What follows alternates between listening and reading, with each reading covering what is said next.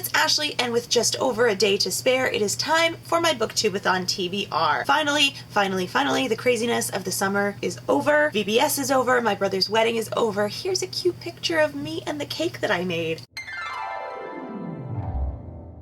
I'm pretty proud of it, so I just wanted to share that with you. So I should have a whole lot of time and brain power to put towards this readathon, so I'm pretty excited. I'm overly ambitious with my TBR for this because other than work, I really don't have anything going on this week. This week, of course, meaning next week when BookTube-a-Thon is. This is a mess, I'm sorry. BookTube-a-Thon is taking place July 18th through July 24th, which is perfect timing for me personally. I will leave a link to the BookTube-a-Thon channel down below. So there are 7 challenges for BookTube-a-Thon. I have chosen a book for every single one because why not? If we're gonna do this, let's go all out. Am I going to read all of these books?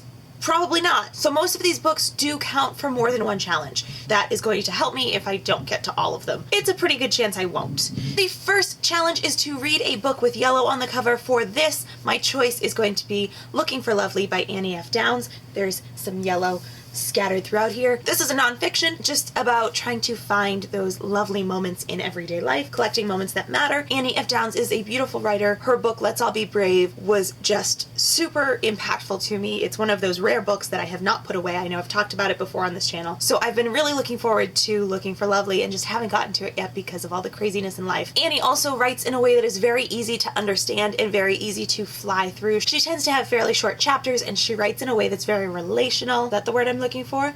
Yeah, like you're just two friends sitting down and having a cup of coffee is the way that she tends to write. So I think I should be able to fly through this. It's not too long. It's only 190 pages, so it should be pretty good for this readathon. Challenge number 2 is to read a book only after sunset. This means that for whatever book you choose, you will only read it after sunset. You will not read it when the sun is still in the sky. This took me a little while because typically at night I'm after work, I'm tired, I don't want to read something that I have to like really pay attention to, and especially with this week, I'm going to be working half of the week 3 to 11 shift. So like, I'm not going to be able to read when it's still dark out. So I picked a book that was easy to read, fun to read, not too serious, very silly. That's kind of totally a guess just based on who this is. The book is Grace's Guide by Grace Helbig. I haven't read it yet, but it's Grace Helbig, so I'm pretty sure it's going to be funny and easy to read. This is Grace's first book. I read her second book several months ago. It's The Art of Pretending to be a Grown-Up, and if you can't relate to that at 30 years old, what can you relate to? Challenge number 3 is a book you've discovered because of BookTube, and for this I'm going with The Neverland Wars by Audrey Greathouse. This is a book that not only did I hear about it through BookTube, I actually kind of got it by accident through BookTube. I had signed up for a book through BookTube tours, and this got sent to me by accident, and I had said I would try to get to it and review it, and obviously that didn't happen in June or July. So hopefully it will happen this week and I can get a review up, and I've heard some good things. Also, I've never read a Peter Pan book, so I'm looking forward to it. Challenge number 4 is a book by a favorite author. This one took me a while, like longer than I expected it to, because I was like, oh, well, I'll reread one of my favorite books by Lori Wick. And then I realized my 2 favorite books by her are on loan to a friend who still hasn't gotten them back to me. I don't know, I just wasn't feeling any of her other books at the moment, and then I was like, well, let's go to Lori Copeland, because I haven't read a Lori Copeland in, I can't even decide how long, but none of those were really right. And so I finally landed on The Measure of a Lady by Deanne Gist. I love Deanne's books as well. Her, Lori Wick, Lori Copeland are like among my favorite Christian romance writers. I've never actually read this one. I don't know exactly what it is. I know it's a Christian romance because that's what Deanne Gist does. The back just says 5 rules for proper 19th century ladies, and it has like some rules. It just says, when these rules become increasingly difficult to uphold, can Rachel Van Buren remain a beacon of virtue in a city of vice? One thing I really like about Deanne Gist's writing is that she is a Christian romance author, so I know it's not going to be like over the top steamy, but she does put more steam into it than most Christian romance authors. Hers was the first book that I ever read where a Christian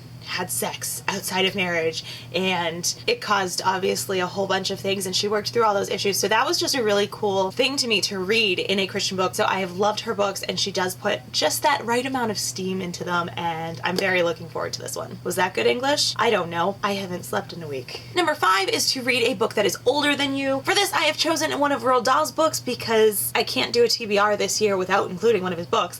So I have chosen Charlie and the Chocolate Factory, which was written back in the 50s. I have have never read this book. I've seen the original movie countless times. I saw the one with Johnny Depp, but it wasn't as good. So I'm really excited to read this and see how it compares to the movie. I also have the second book waiting in the wings for when this is over. This will also be a good one to help me just get some pages in because it is a children's book, so it will go a lot faster than some of the other books will. Challenge number 6 is to read a book and watch its movie adaptation. For this, I have chosen On the Road by Jack Kerouac. This is a book that has been on my TBR list for like ever, and it makes me feel like I'm not a good Lowell citizen because I haven't read this book. Jack Kerouac grew up in my home city and I haven't gotten to it, and I feel like I would enjoy it. So I'm going to check this out, and the adaptation is on Netflix, so I will be watching that soon as well. And then challenge number 7 is to read 7 books. So you just saw 6, so the 7th book that I have chosen is Own It by Tabitha Coffey. Be the boss of your life at home and in the workplace. So this is like a business, self-help, life, personal growth type of book from Tabitha Coffey. I had read something else by her and really enjoyed it. She has that like straight, no nonsense kind of way and just practical advice. And I flipped through this and it looks like it's going to be easy to read and interesting. And so I threw it in there as just kind of a breakup from all the fiction. So this will be probably the book that I take to work and read there, just because it'll be easy to pick up and put back down. So